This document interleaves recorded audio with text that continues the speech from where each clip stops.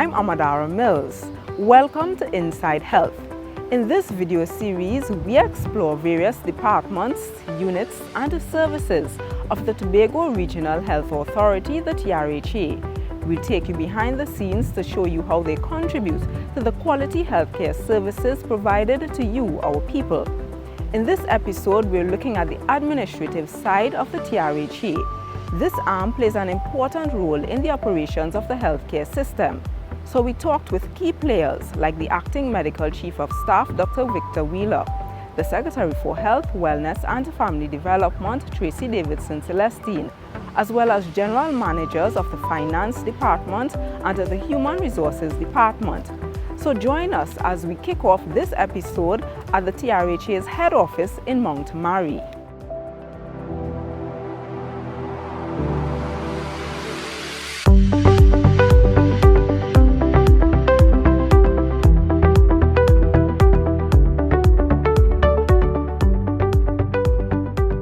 HR function generally is to support the organization in the delivery of its mandate through people. So what that means is everything that we do in the HR cuts across all departments in the organization. So from recruitment and selection, which is like the start of a person coming into the organization, training and development, compensation and benefits, employee services, HR services, that's leave administration, contract administration, employee wellness, health and safety, is a whole industrial relations, managing performance. So the human resources function really encompasses a broad spectrum of activities, strategically at the one level, but then we must operationalize it in terms of the day-to-day work to ensure efficiency. It encompasses that broad spectrum. Bottom line is to ensure that we have the adequate number and quality of people to be able to carry out the organization's work. The recruitment function is centralized in the head office. So at head office, we take care of the recruitment for the entire health, TRHA. The satellite staff we have, let's say at the hospital or in the daily paid section, that's really to have a presence. So if somebody wants a job letter, they can go there, they can get their leave approvals done there. If they want information about the insurance, the medical plan or so, they can have it on the spot instead of having to always come to head office. That could be sometimes counterproductive because you may have to leave Signal Hill to come down here, So the satellite offices really see about day-to-day HR services. Gratuity has been, a hot topic and a contention. The whole issue of gratuity processing involves three units more or less: HR, finance, audit. HR owns the process in terms of feeding the information to finance and then to audit. What we have done, basically we were able to bring a good bit of it up to date in terms of payment. We were able to come together as a team, HR, finance and audit, and iron out some of the little kinks and internal controls that would have been having blockages in even getting the information to finance. So on the one hand, we had the issue of funding, which we have dealt with and people are being paid.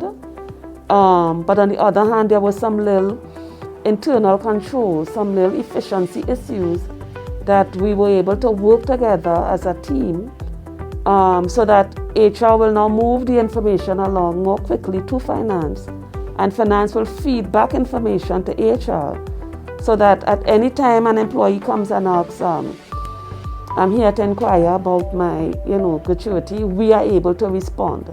Because one of the things that get people, I guess, a little upset, not getting it is one thing, but not being able to get an answer is something else. So we improved the communication as well with the staff so that they are aware of where their process is. So if your file is still with BIR, we will be able to say, listen, it is still there. You need to check with payroll because maybe you need to submit additional information, you know.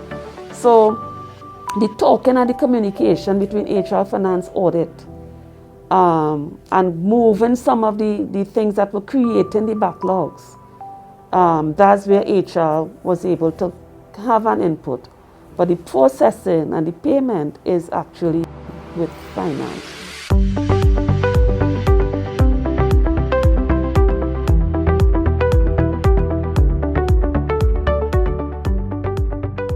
From time to time, and in recent years, we have been constrained in terms of paying the gratuity because sometimes funds are not available as we would like to pay on a continuous basis.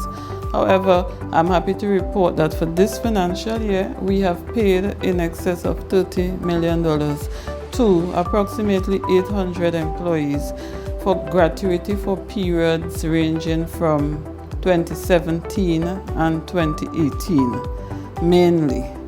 We are still in 2017 and 2018, however, the number is very small. We now owe approximately 95 persons. We continue in our efforts to ensure that our staff are paid the gratuity that are owed to them. We have at least 2 staff members that are assigned to that portfolio. So the calculation of gratuity is a continuous thing.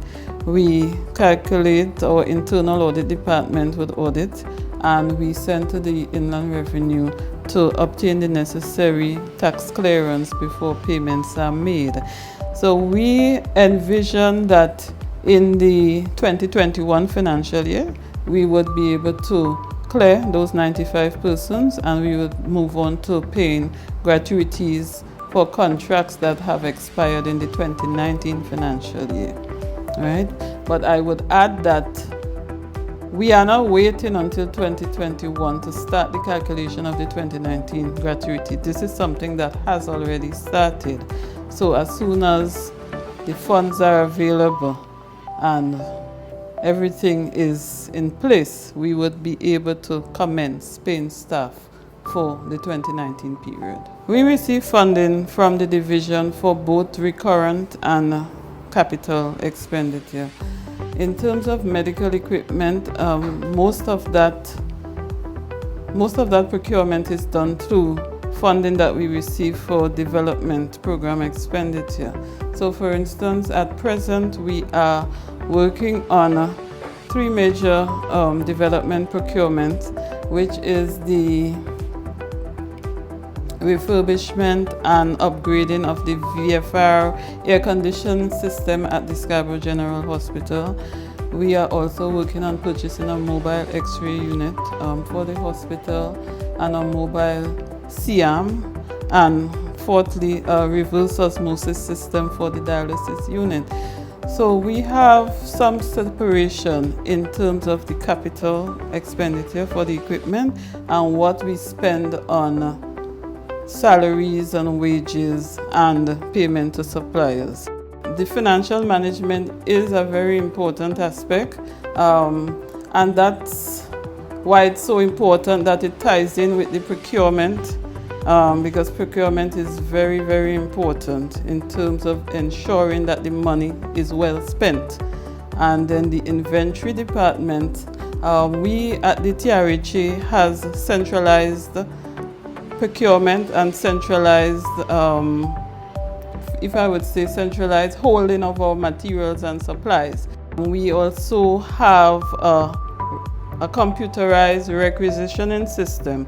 So when departments require, let's say a department requires gloves, they would produce a requisition on our system that will be channeled through the stores, and this is how inventory is issued to those departments. So we run a pretty tight ship in terms of the management of not just the finances, but also the resources.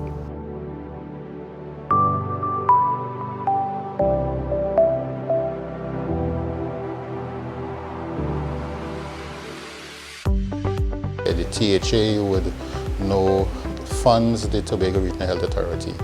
and the board of directors is responsible for the administration of this funding. As medical chief of staff, I am provided with doctors to provide specialist care in the hospital. And part of that mandate is to ensure that the doctors are appropriately assigned to the various departments. Even though we have had staffing challenges over the years, as would be the case in a small island like Tobago, my role is to ensure that the departments that provide the specialist care do provide that care in a manner that is of a high quality and to the best of our ability. Tobago Regional Hospital has recently been afforded teaching status, and by this it means that there are doctors that are specialists who are highly trained that are able to teach other doctors.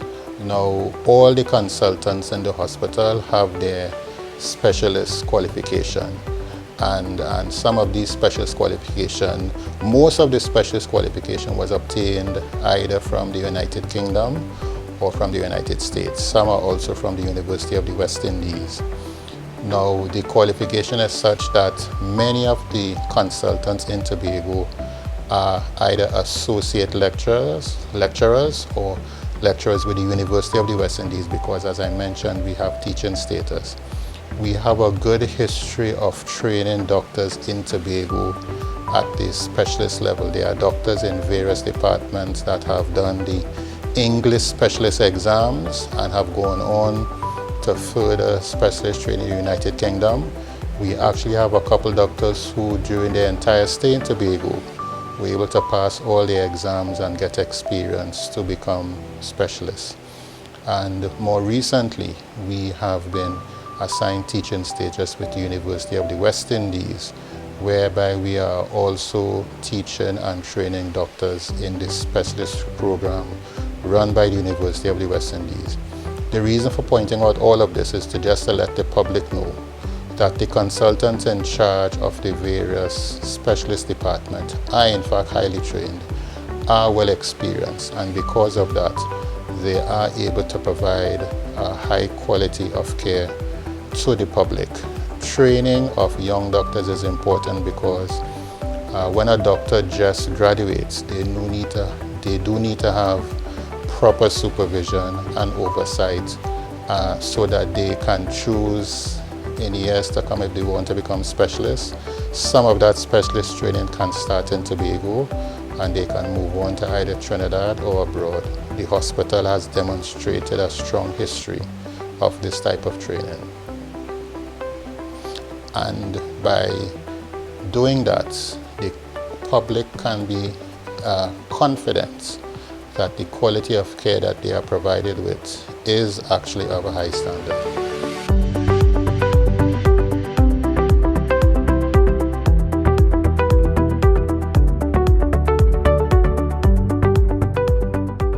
Based on where I sit, we have a very good team of persons who are very willing to work.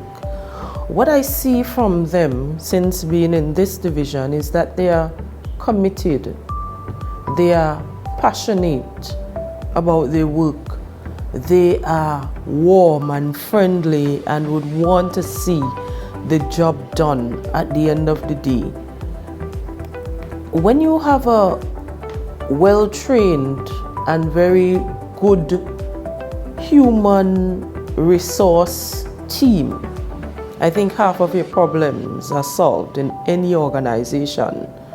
But in order for them to continue to be motivated, in order for them to continue to be managed and measured in a particular way, the systems must be in place. And I'm talking about systems for accountability, systems of performance appraisal, systems of rewards and motivation, because they will tell you all the time, we work so very hard, we work beyond the call of duty, but we need to ensure that there is some level of motivation inbuilt within the system.